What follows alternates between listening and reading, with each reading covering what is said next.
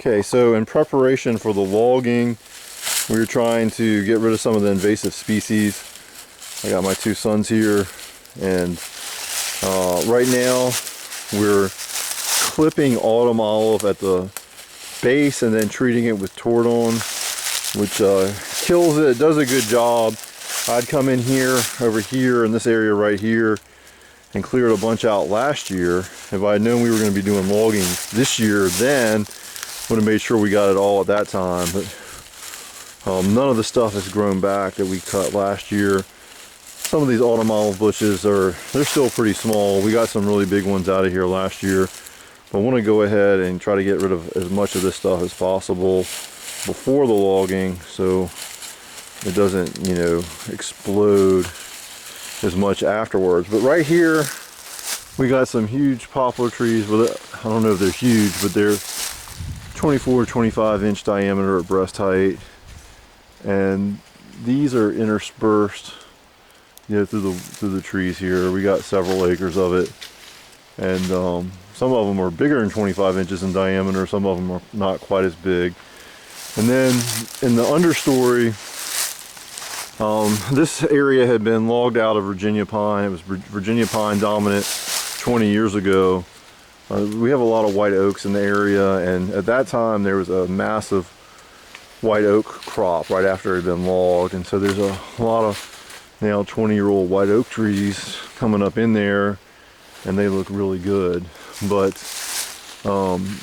so I walked through here with the state forester, and he basically said that he would like to come back after, you know, in the next year or two and do a crop tree release to pick the best surviving white oaks, and that, you know, are essentially the second age class of tree in here, and make sure the best ones are positioned to do well in the future. So anyway, my two helpers here doing a great job, and they like to get out here in the woods and learn about the forest.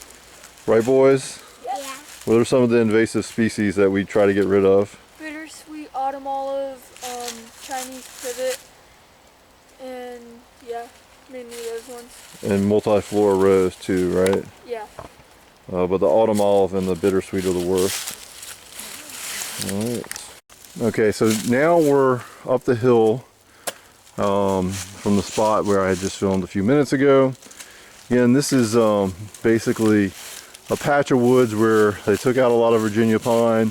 Some places it was pure Virginia pine, so that's all new 20-year regrowth, like up the hill here. I don't think it's that obvious from here, it just looks like a thicket. But over here we still have a lot of these big, you know, 24-25 inch poplar trees. Most of them don't have, you know, much more than a log and a half or so clean, if that. Then they get limby, so they're really not going to ever be any better than what they are now. But in here there are huge bittersweet vines. Huge. Hold up one of the bittersweet vines that you're working on. Just right there, right beside you. See, so hold it up. So he's cutting them and then treating them with crossbow, which has a herbicide called triclipter, which will kill those, and they won't come back. Trying to get all of these that we can cut. We cut them high, you know, a few feet off the ground, and then cut them at the ground. That way we can see from a distance, hey, there's a vine, but it's hanging a few feet off the ground. It's already been cut. So when the loggers come in here, I'm basically marking all this to clear, because there's not any future crop trees in here. One of the things the forester had said is, hey, look, if a tree may not have timber value now, but if it doesn't have future timber value, then you need to go ahead and take it out, because otherwise it's just taking up sunlight and resources. Now, the exception to that is if it is got some wildlife value, like a persimmon or pear tree, and we do have a few of those up in here. I had just seen a pear tree a few minutes ago, and so I'll flag that. Actually, it's right there. You can't really see it, but it's still got the green top on it. It looks kind of like a white oak the bark toward the ground, scaly and light colored. But up in here we have a few oak trees, but we don't have as much of the promising understory as what we have in the other place. So this is going to be something that I'll probably just have to kind of reseed in here. Hey son, look right over here. There's a post oak right there, and it's got some vines on it. Go ahead and get those.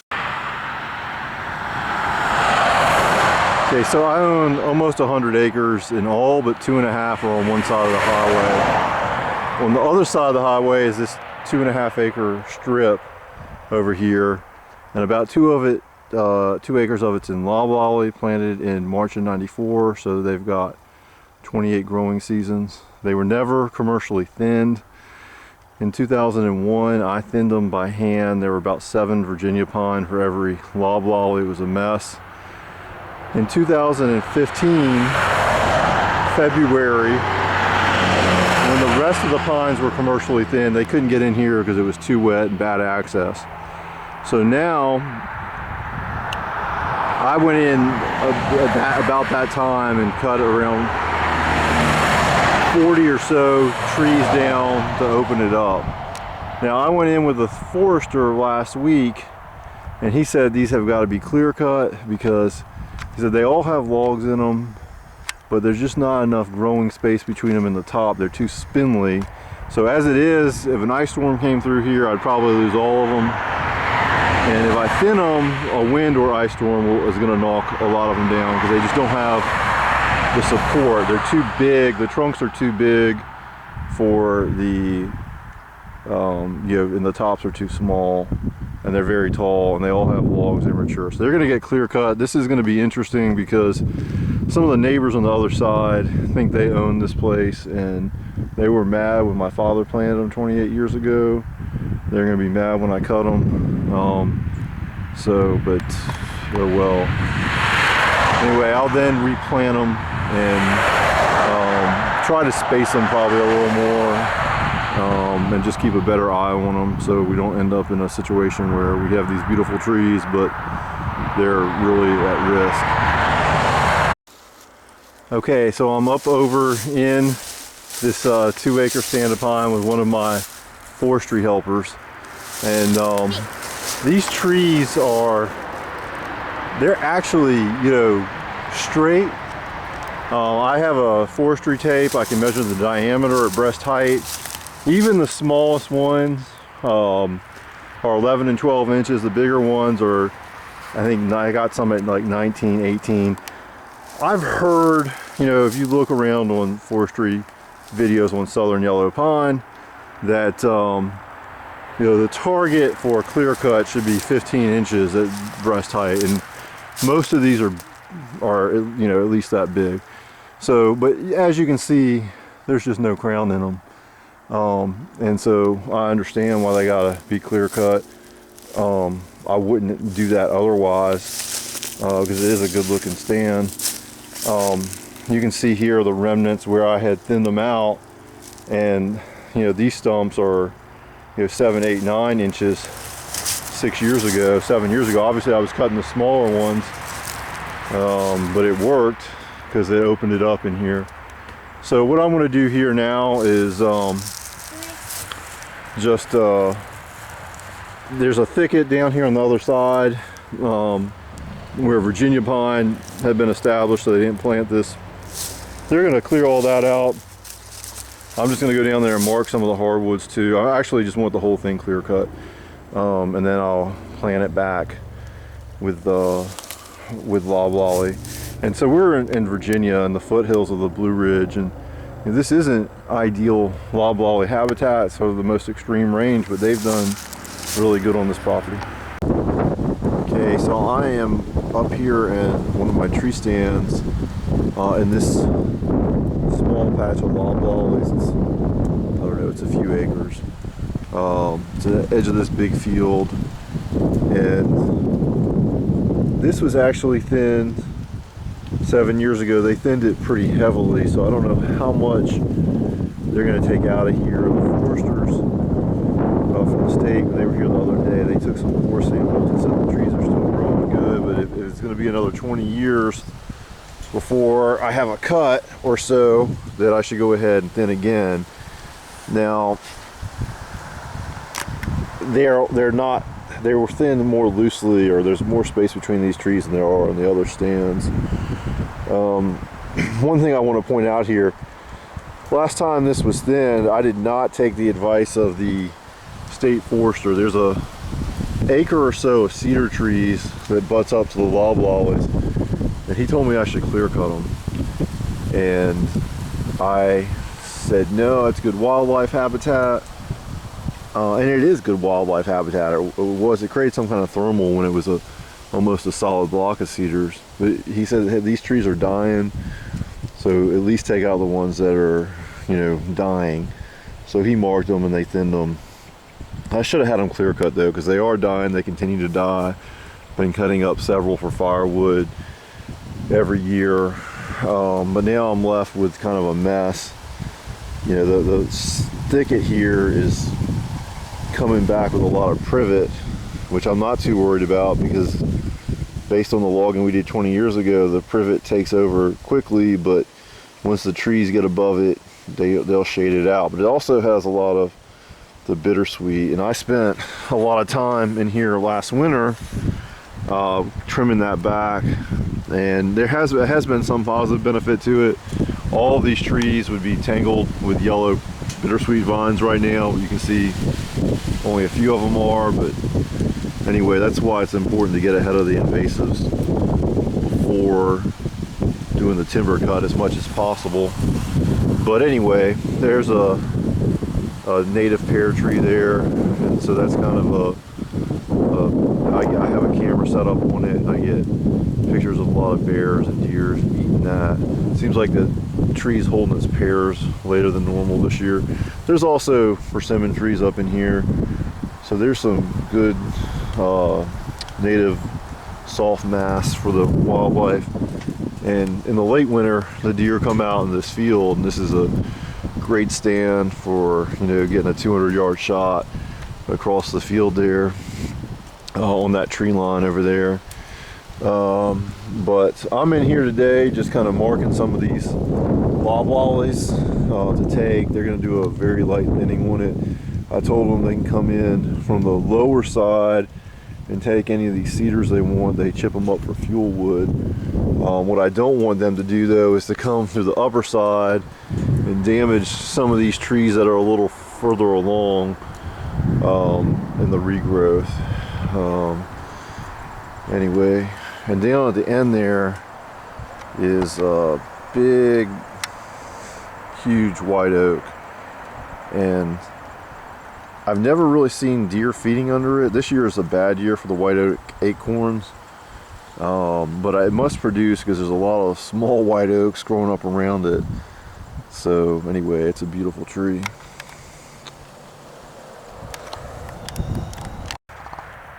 Okay, so this is a video about small property timber management. It's a pre-harvest walkthrough. This is in Virginia. I own just under 100 acres. It's been in my family since the 1970s. I grew up on this farm. I bought it from my mother about 5 years ago, and in that time since we've been here, there have been 2 other timber harvests. This will be the 3rd. The first one was 20 years ago, and it was primarily a harvesting over mature Virginia pines that were basically well established in on our property. We have, of the acreage, there's about 35 acres that is not in woods. It's in either fields or around the house or whatever.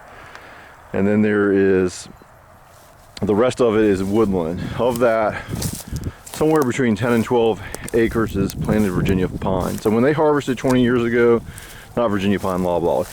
When they harvested 20 years ago, the loblolly was too small to be thin, so that was not part of the picture. And they went through the rest of the property, took out the Virginia pine, and thinned the other hardwoods. So that was under the direction of forester for Virginia, Georgia Pacific, who we had the contract with, but mainly under a forester with the state. And he gave us a lot of guidance on what to do. He's very helpful. He's also the same guy who helped us plant the loblollies. Then 7 years ago, we did a thinning of the Virginia pine. The Virginia pine, we had about 5 acres planted in 1989. Some of that got destroyed because it was too close to a right-of-way. So we have about 3 acres of that left. And I'm gonna clear cut that now. That's in a strip along the highway. It's really big stuff. It's huge. And the rest of it was planted 5 years later in 1994.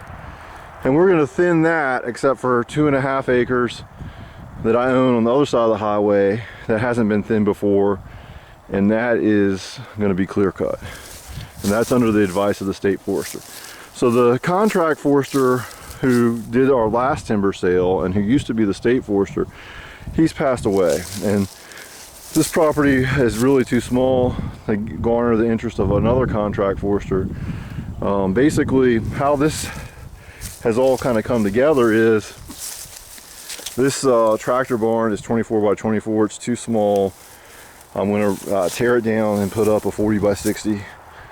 And when I do that, I'm going to improve the logging road, the road they take the logs in and out of. The forester who helped us 7 years ago with the harvest had said in about 8 years you're going to need to thin again. So we're at about 8 years now.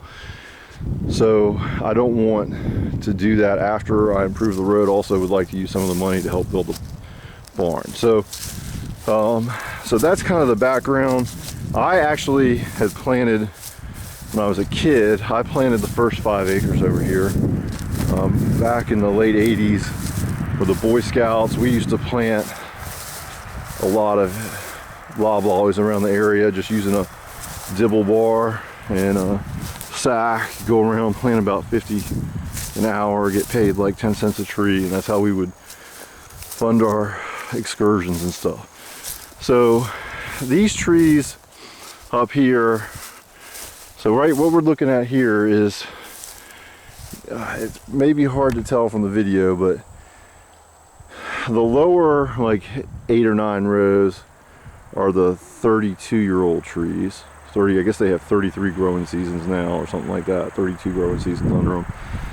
And these have 28 growing seasons under them. And so those are going to be clear cut. And those trees have these loblollies. There's a couple in there that are stunted, that didn't get removed during the thinning, that might be like about 10 inches or less, but the rest of them are, you know, close to 20 inches, and some of them are well up over 20 inches. They're straight. Most of them have 3 or 4 good 16-foot logs in them. And like I already measured this tree right here. This tree is 22 inches in diameter, and it's on the edge, and it's kind of limby, so it probably only has 1 clean log, but getting up in here, the rest of them are big. So those are going to be clear cut. And then, you know, 15 to 20 years, when they need to be thinned, I'll just be able to clear cut these. And these right here are smaller. They're more like in the 15 to 20 inch range. When I walked through here with the state forester, he said these just need to be lightly picked. He said I could actually clear cut them now. They're big enough to clear cut, but I don't want to do that. So we will pick through these, clear cut these, and then he said that after basically, I guess next year, there's a cost sharing plan where I can get somebody to come through and kill everything that comes up after the clear cut with spray, and then the following spring, which will be a little over a year from now, replant it. And so I'll go ahead and probably coordinate with them. They know what they're doing on that stuff, certainly better than I do.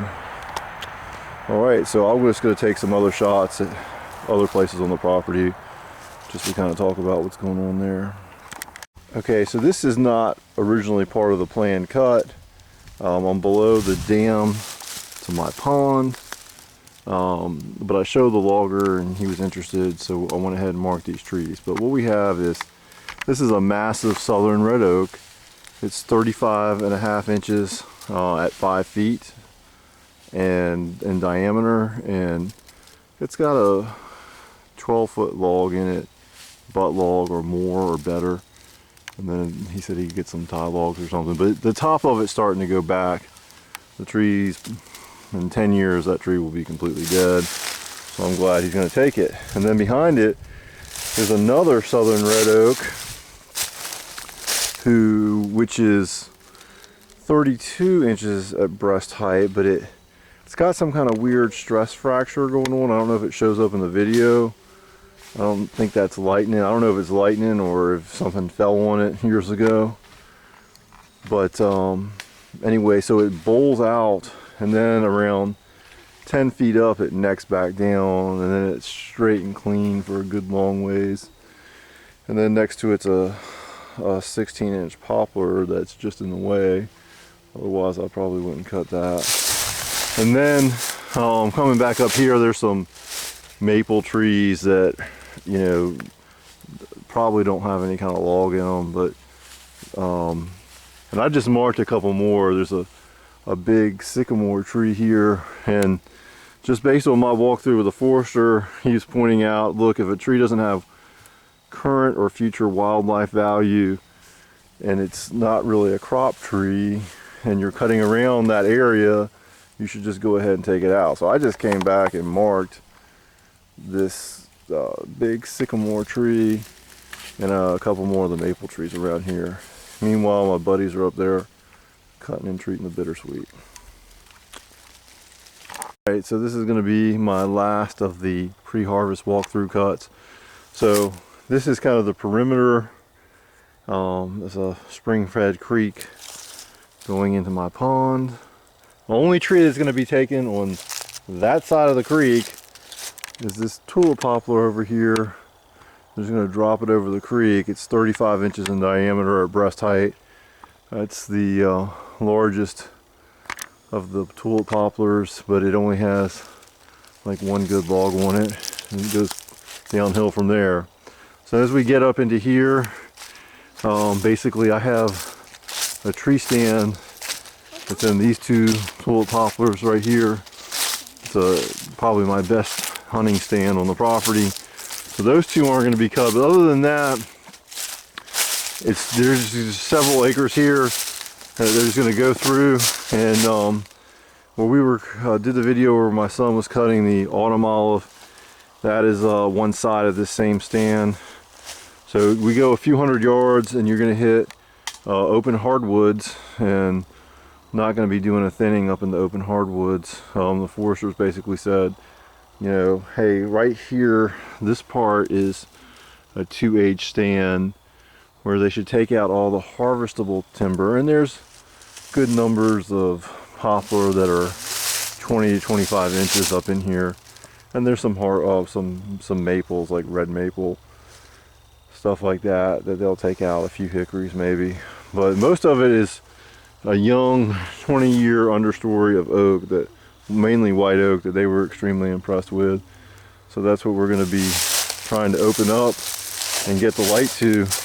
And I'll just point this out. This right here is a shooting lane. Goes up about 85-90 yards to the property line, and I have shot several mature bucks, 4 or 5-year-old bucks, that in essentially the early autumn will walk about 15 yards on my side of the property line down that fence line during the early muzzleloader season, really before the rut goes in full bore. Anyway, that's just pointing that out. Alright, well, I guess I'll be following up after they start cutting. Just want to capture the view from this tree stand one last time, because it's going to look completely different after they haul off these poplar trees. And I have shot a lot of deer out of the stand.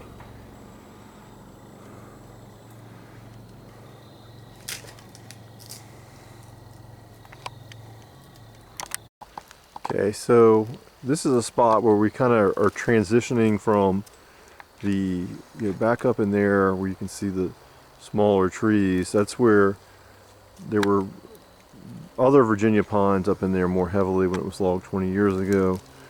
And that's where you have now a mix of mature poplar and small white oaks. But when we come up in here, this is an older 2H stand where you have basically very mature trees then mixed in with trees that are still 40 or 50 years old. So I'm marking some of those that are to go, like these two Virginia pines right here that somehow didn't get logged last time. But coming up in here, I found basically a good pocket of mature poplars up in here, and so I'm just going to kind of cut a path or mark a path out of here. And there's about a dozen or 15 or so of these poplars up in here. There's one right there. And try to, on the edge, here we have some young red and white oaks. I'm just hoping the loggers can kind of make a path out of here, that to harvest the poplars and not take all these smaller oaks out. So here's a great big shortleaf pine there and a poplar up the hill.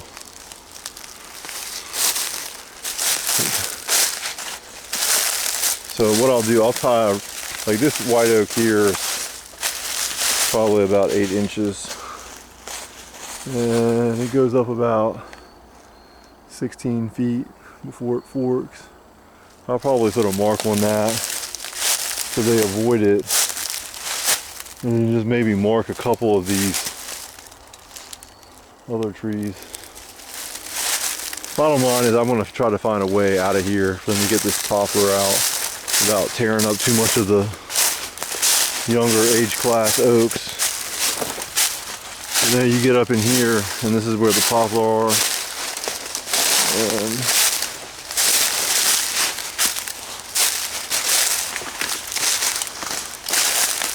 And it's a pretty good stand of poplar.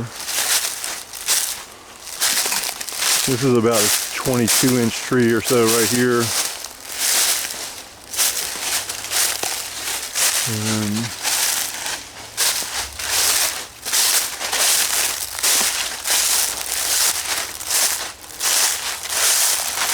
there's 1, 2, 3, 4, 5, 6, 7, 8, 9, 10, 11, 12, 13, 14, 15. There's probably 20 good-sized poplars just right in this little pocket right here. So what I'm doing today is coming in here trying to find a way to get these trees out of here, without tearing up too much of the up-and-coming forest. All right. Got one of my little helpers here carrying paint and cameras. You having fun, Hans? Yeah. You like working in the woods? Yeah. All right. So it's Saturday, December 4th, and they're supposed to start logging here on Monday. Just want to get one last view of this. Been my best tree stand for many years. It's going to look a lot different afterwards. I put green tape on either side of this shooting lane here, so to flag them not to cross it. Basically take the logs out from either side, back around. Hopefully that'll happen. I've shot a lot of mature bucks come walking down that fence row in early muzzleloader season. And just one last view. Okay, so me and my boys are walking through this. It's about a 3 or 4 acre plot of loblolly. I planted these when I was a kid. Be 33 years in a couple months. These are basically, these trees have done really well. They're 4 or 5 logs in them. They're anywhere from 14 or 15 inches on the low end up to well over 20 diameter breast height. They're supposed to start cutting them tomorrow. We'll see if that happens. There's been some delays. Basically, the mills that are paying good are taking a limited amount of pine, and they're actually paying better for the stuff that's under 20 inches, that they can take tree length under 20. The stuff that's 20 and above, the only place that'll take that in log length, I think, is paying $40 a ton. And if it's tree length, they'll pay 44. I get half of that, so it'd be like 22 bucks a ton for tree length, or 20 bucks a ton for log length. Anyway, so basically what they may end up doing is just taking, you know, as it is, the butt logs out of the bigger trees there, and then the rest of it to the place that's paying like 50 bucks a ton. It's not the best money ever, but should add up. Thinking altogether that I've got 12 acres of loblolly. They're going to clear cut about 5 acres this, and then some stuff that's a little bit younger, and then the rest. And then I got probably 10 loads of saw log poplar on a different part of the property that's going to be cut. I'm estimating 10. It may not come out to that. Anyway, walking through these trees maybe for the last time. I planted them when I was a kid. I'll be out here with my 2 young sons in about a month replanting. We're going to come in as soon as they cut and cut all the underbrush and treat it. And then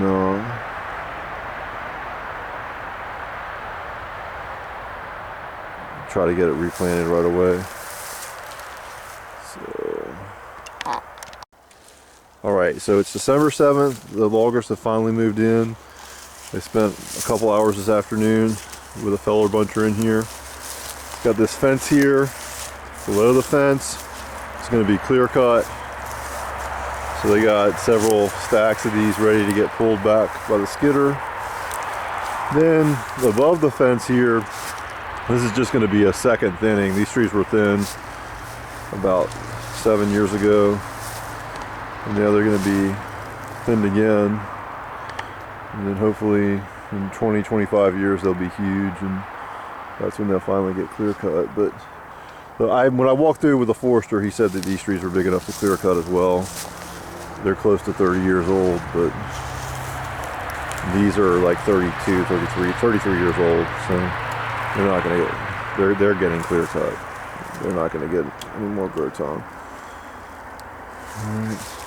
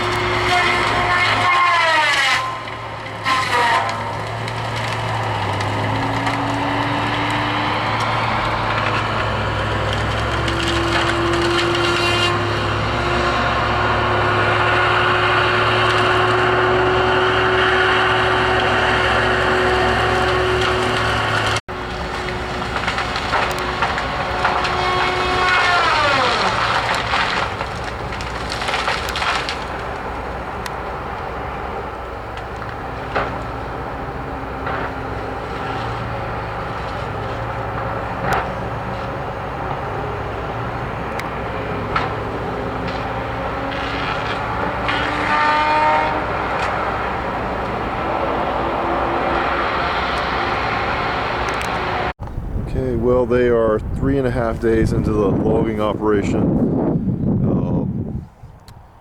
Not sure how many loads they've got out altogether. I talked to them yesterday early. They said they had taken out 7 loads of pine logs at that point.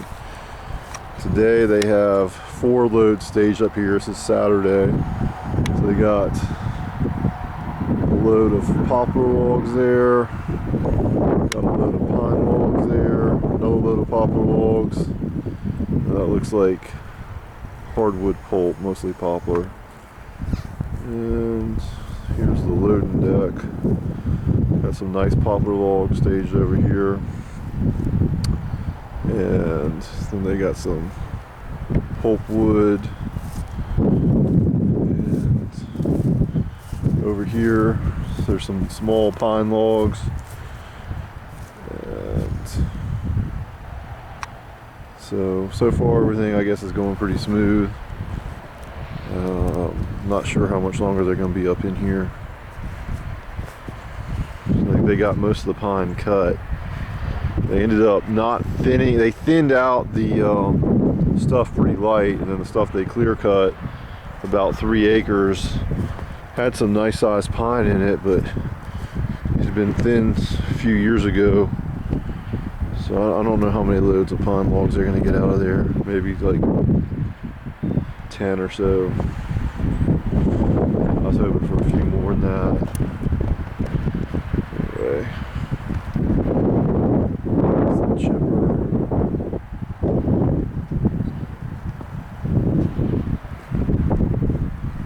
Yeah, you got some, I guess these are the lower grade logs over here. Looks like maple, poplar. There's even some stuff. Some of that stuff's definitely going to the chipper. Some of it will probably go in the log trucks.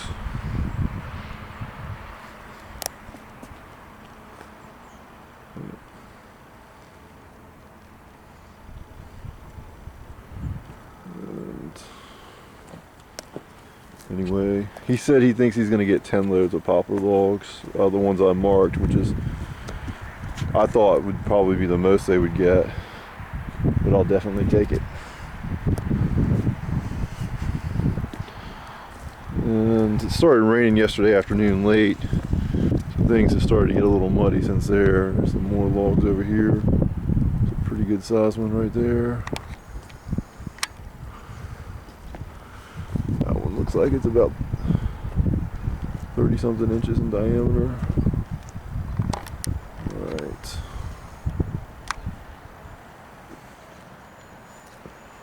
So I'm just out here walking around, checking out the status so far. Now I had them, there's a cedar row here, leads up to my yard. Had them take all those cedars out. I'm going to replant. Had them leave the pines that were there. I'm going to replant that with pine, white oak, and persimmon trees.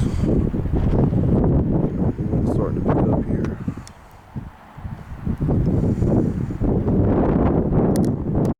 Okay, so this is a clear cut of about 3 acres of pine down here. They still have a few to take. I guess they will get these before they're finished. Anyway, I'm going to replant this spring with my boys. I planted these trees back in 1989 when I was a kid, and now they're harvested.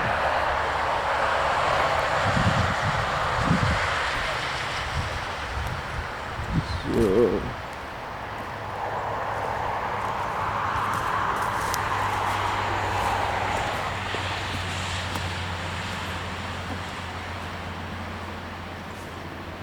all right, there we go.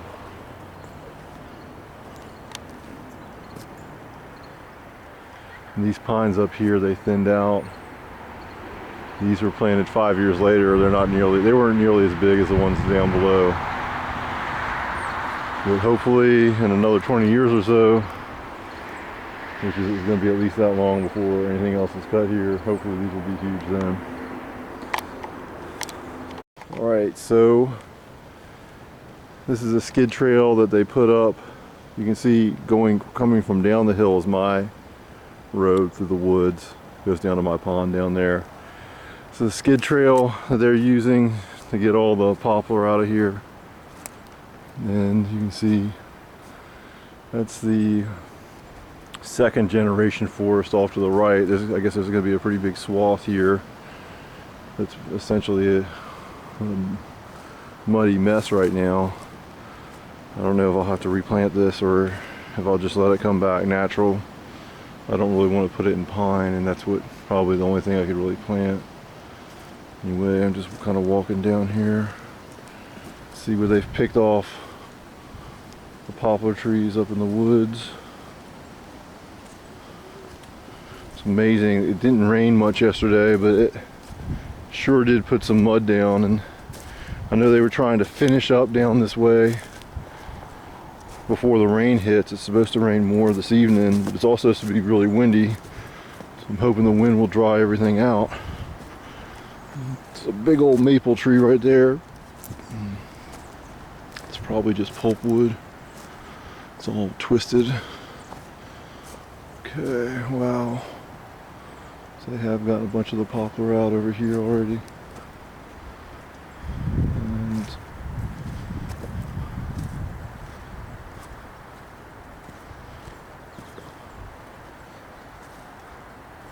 it's a little oak that looks like they haven't banged it up, so that's good. Boy, this is going to be a very good deer hunting place next year. It always has been a great deer hunting area, but the last few years, it's kind of, the canopy has kind of gotten enough off the ground to where it's not providing as much cover. So, here's my pond down here.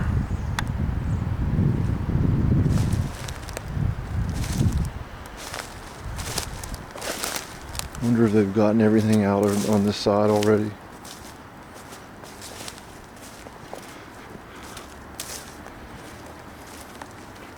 Be some firewood left. And have more firewood and I know what to do with. See, now down there, those trees that have green tape on them, that's the shooting lane for my tree stand. This whole area is one big shooting lane now. But this is going to come back good. And there's a lot of good trees in here. Small oak trees that will really take off now that the canopy's open with all the poplars gone. Pretty cool.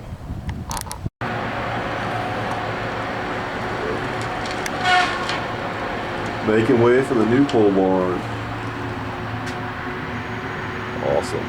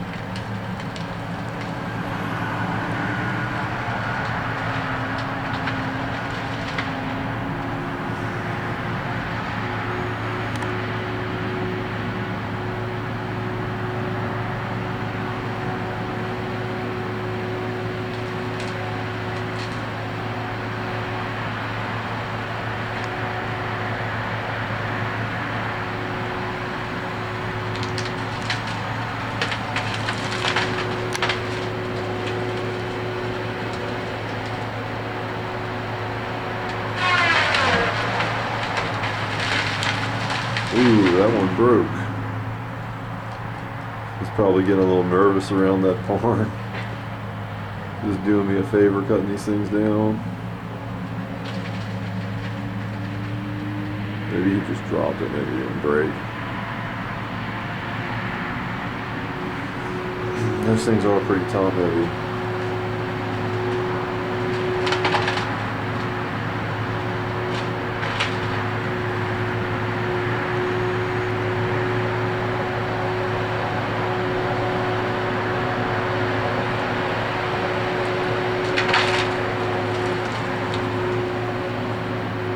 Knocking some of those limbs off to get a better grab on it.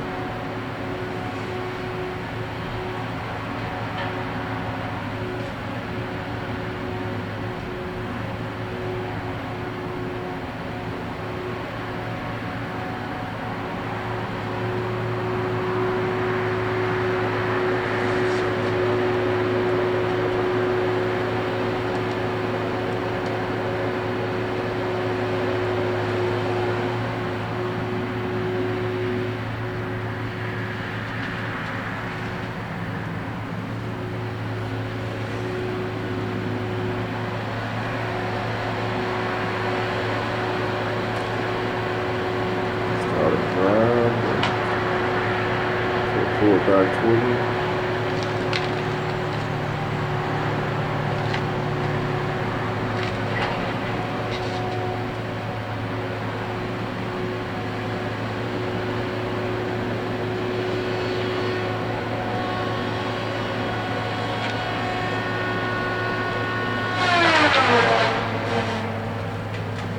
There we go.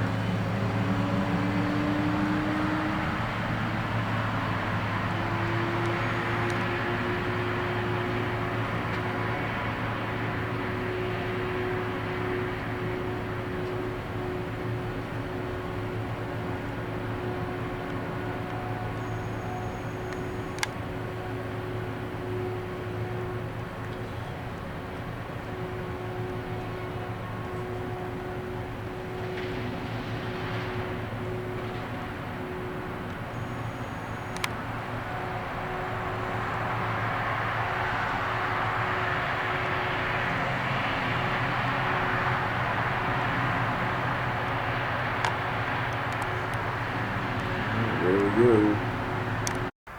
Alright, so the truck driver just showed up to take this last load of pine logs off to the mill. There's some big logs on that. Some of the biggest trees they cut were some of the last. Some of the butts on them close to 25 inches.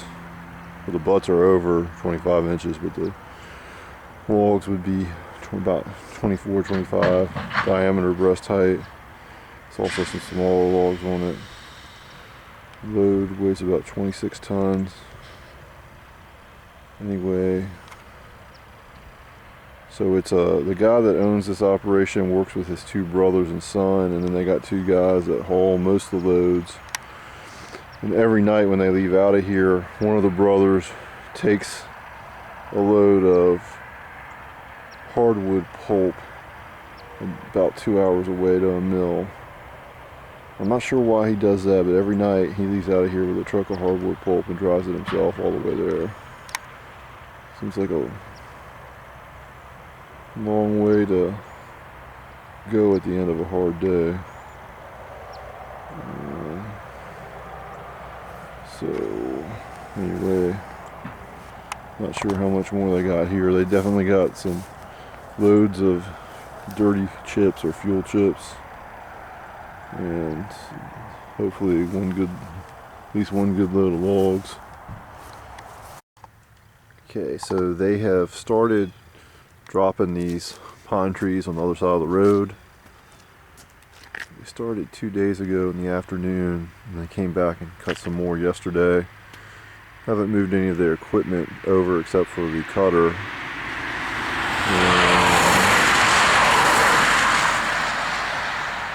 They finished everything else on this side of the road, so they're going to bring the rest of their equipment set up, I guess, on Monday. And I think he said it'll take them less than 2 days to finish cutting and getting all those loads out to the mill. Probably about 10 loads over there. 2 acres of planted pine and a ½ acre of scrub. I'm gonna have them take it all out.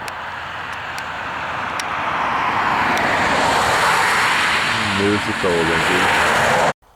Okay, so they finished up Friday. Today's Sunday. It's December, I believe, the 19th or 20th. No, yeah, the 19th. We're out here today just spreading some winter wheat over the skid trails. It's a big white oak they took down, the stump. They had a high stump because there was fence wire running through the bottom of it. And they have I got a deer stand right over here. Can't really see it from here, but it's right back there. Anyway, they put a big skid trail through here. Right here is basically some young growth at the top of the hill, where the logging deck where they had been logging like 20 years ago was right over here, right in this area. They put a skid trail down here to this little draw coming up through the woods. There was a lot of mature poplars. They got 2 or 3 loads of good poplar out of there. So now I'm just going to put some seed down and let this area grow back up. Okay, so we're kind of like at the center of the poplar cut right here. So we've got this draw up there where they cut a few loads of good poplar. I had marked those big short leaf pines to stay. Then up through here, there was just a whole lot of poplar. They skidded the poplar down this draw. Now this road right here is a pre-existing road that I've had. Goes down to my pond, which is a few hundred yards down there the hill. I had them cut their skid trail up into the field right here. That is where it's just kind of the easiest way to get them up there. There was not really any good young growth up there that I was worried about, as opposed to up through here. That's 20-year-old growth. Basically Virginia pine had been clear cut out of there about 20 years ago. There's a few big poplar stumps there, so you can see up in this area up here. Anyway, so I've had some problems with water running down this road. I'm gonna have somebody come out with a dozer and fix it. That predates the logging by many years. I'm not sure what the best way to fix it's going to be, but the last time, the problem's really always been there. The last time the loggers were out here 20 years ago, they had tried to do something to fix it and it just didn't work. So basically the water gets a head of steam going down the hill, and just over that rise there it starts washing out. But for now I'm just getting the winter wheat seed down. We had some rain this morning, so the ground's wet. Hopefully it's nice and warm out. Hopefully it'll start taking pretty quick. One other thing I wanted to say about this location is I had walked through here twice with foresters. Once a few weeks before the cut. I had been trying to get a hold of the state foresters, had a hard time. They finally called me after I'd already made arrangements for the cut. And they had said, like, this section up in here was a very good 2-age forest, a lot of mature poplars, and then 20-year-old oak trees that had come up, white oak mostly, after our last cut. And then transitioning up into here, this is a mid-age forest. Still had a lot of mature poplar, but once you get up into the hill, there's some 40, 50-year-old oak, hickory, maple, cherry trees. And they were they basically told me, hey, they should not go up there and get those poplars because they won't be able to, kind of thread the needle to get in there and pick out the big trees without damaging the small ones. But they were pretty much wrong on that, because they got up in there and got the big trees without doing too much damage to the small trees. The other thing is so there are some trees left along where spring comes out of the ground and goes down and feeds into my pond, and we left those trees, and I'm going to replant a few loblolly pine in here just to get some growth started to hold from erosion. We're getting the winter wheat seed down today. And then hopefully we'll have a bumper acorn crop this year. And really, you know, these skid trails will hopefully just fill in with oak. I got some persimmon seeds I'm going to plant up in here too. Anyway, just wanted to point that out. Okay, so it's after the cut. I'm back up in my tree stand, looking down the shooting lane. I had put green ribbons on the trees. I don't know if they show up in this video or not, but kind of on either side of the border, and asked them to stay out of the lane. So basically, the trees to the left of the lane over here, and there were some huge ones. Actually, probably the biggest poplars they cut were in this little patch right here. They swung them back down around, skidded them back up, and the skid trail meets up over there. So I had them basically leave the trees along the lane, so I could keep that down inside the lane pretty easily. Got my boys right now pulling these green ribbons.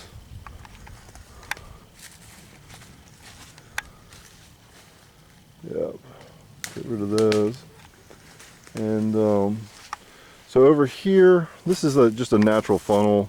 It's about 40 to 50 yards of woods right there that connect 2 blocks of timber. When you have the pond over here, and then a pasture over there, that's the property line. Over the years, I have shot a lot of mature bucks here. It's been by far my most, I've been hunting this farm for over 30 years. By far my most productive spot, because they just come down this funnel.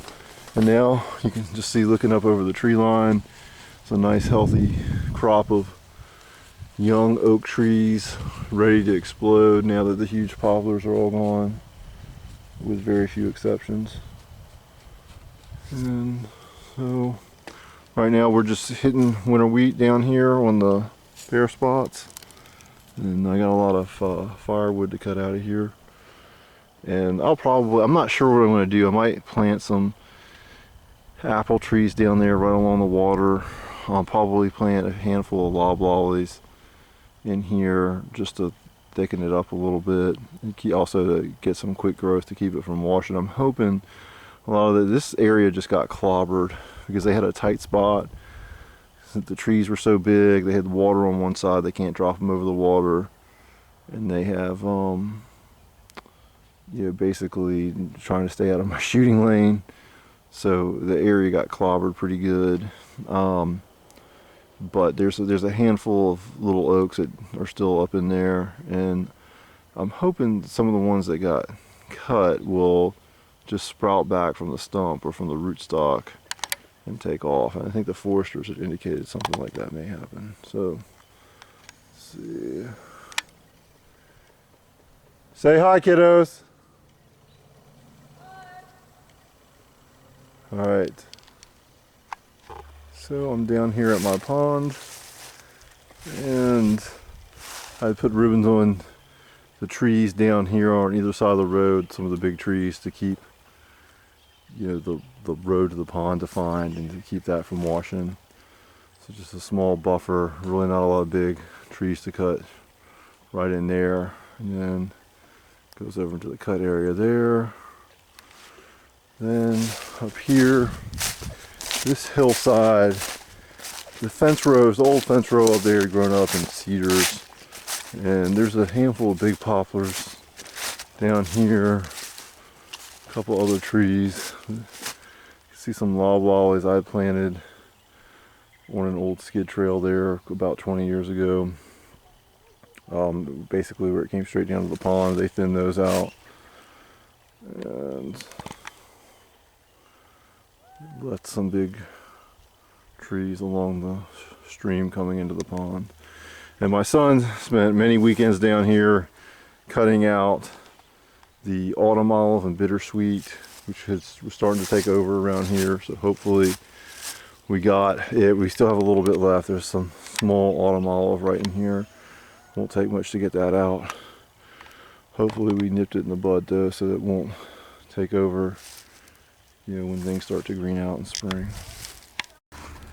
All right, well, it's April 2nd, and it's a nice early spring day here. with nice weather, a little bit of sun, and we are out here cleaning up the skid trails from the logging where they drop some branches and stuff in the field. Actually quite a bit of stuff, but we're chipping away at it before the grass gets too high. Spent most of March planting trees. We planted over 3,000 trees so far and just have a few left. You can see where they took all of the cedar along the old fence rows there, which really cleans the field up, and I'm really appreciative. And especially over here, and I'm planting, and this, I'm pretty much completely clearing this, just leaving a few existing trees like persimmon trees and shortleafs, but I'm planting shortleaf pines and white oaks, maybe some persimmons next year. I've got to start on doing the shortleaf this spring, and I had already pre-ordered a few white oaks, so I'm doing those. This is just kind of a wind block from my house, which is up to the left, and you can see the burn pile down here, the new barn going on the other side of that, and everything is just looking really good right now. You guys having fun? Yeah. What are y'all doing? Okay, right, so it won't mess up the equipment, right? All right, that's all for now. So it is April 2nd, 2022, and this is about 4.5 acres of planted pine there that was just had the second thinning done in December. These are 28-year-old pines. The 3 acres or so on the other side of them was clear cut. That was 5 years older. And these probably won't be clear cut for around 20 years from now. When I replanted the clear cut on the other side, and when that's ready to be thinned, that's probably when these will be clear cut. And we are cleaning up the field from the debris. Right now, I'm just unloading a little wagon load onto the pile. We got this huge burn pile here, and this will be burned probably at the end of the summer. Maybe we'll just see how things go. Right now, there's the burn ban because of the windy, dry conditions, but once that lets up in May, we might go ahead and burn this. We'll just see what it looks like. I've burned piles this size before. You just need a lot of rain beforehand and be careful about the wind when you do the initial burn. Probably got a few troubles. Okay, well, it is September 4th, 2022, and we have just lit this big pile of logging debris from last December. So it's had about 9 months to sit here and dry out. We lit the fire in 4 places, hoping to have most of it burned by late this afternoon. Probably light the fire in a couple more places. Got my 2 little helpers here. Last time I burned a pile this size was 7 years ago.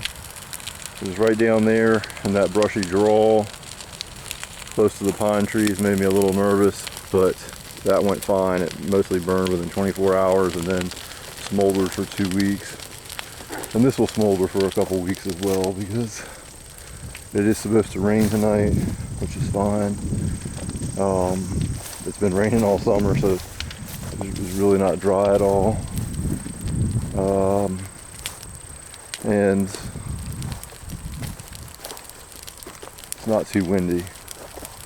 So hopefully this thing will burn down pretty quickly. I'll post a couple more videos here. Take a couple more videos, probably put them all together for one.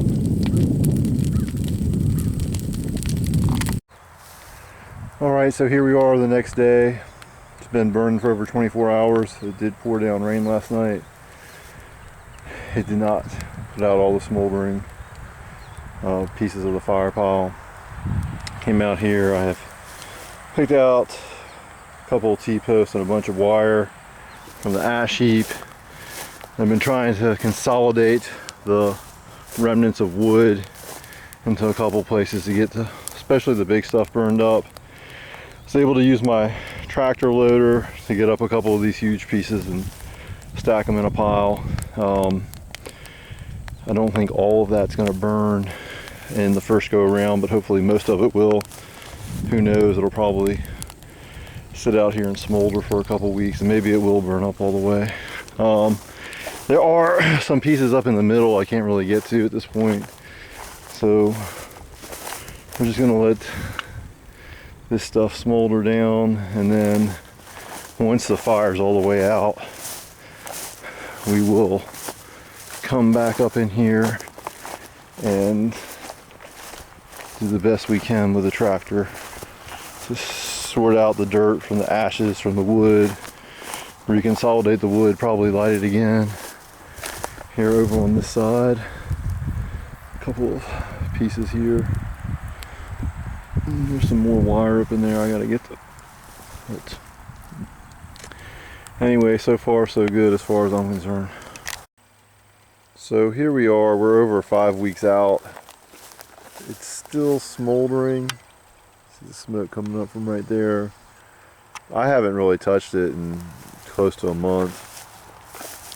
First couple weeks I came down here and would kind of try to consolidate stuff. I'm gonna get the tractor and try to move some of these last few big pieces of wood. It's amazing to me how much it burned down. This right here, this little shard of wood is all that's left of a massive, it was basically a crotch and a white oak. Similar, this is a crotch out of a red oak over here. It was about 4 feet long, 40 plus inches in diameter. And it was at the bottom of the burn pile, and after everything burned down around it, yeah, I didn't expect it to burn up the way it has, and didn't see it. It must have just combusted after smoldering for a couple weeks. But yeah, so there's just a lot of dirt mixed in with the wood material, and so I guess it's kind of created like an oven effect, because a week ago we had the hurricane blow through here, and it rained constantly the first month, and it's just water dumped all over everything, but it's still smoldering down. So anyway, pretty pleased. I fished a lot of metal out. I'm gonna try to go through here now, fish the rest of the metal out, get everything consolidated, and take this dirt and start spreading it back to some of the areas where they had essentially been operating, and kind of push the dirt into the pile. So we'll see how this goes, and after I get all the wood consolidated back, I'll probably at some point light it back up again. I'm not sure when that's going to happen. Alright, so we have finally got everything taken care of down here. We're just spreading some hay out. We just seeded it with winter rye, and it smoldered for about 2 months. I used the bucket on my tractor to haul away one stump and one piece of wood that hadn't finally burned, and a couple dirt clots from root balls, but everything else burned up nicely. And hopefully it is a little bit moundy, but we spread it out as much as possible. Hopefully it'll just blend in with the rest of the field here. Thanks for watching.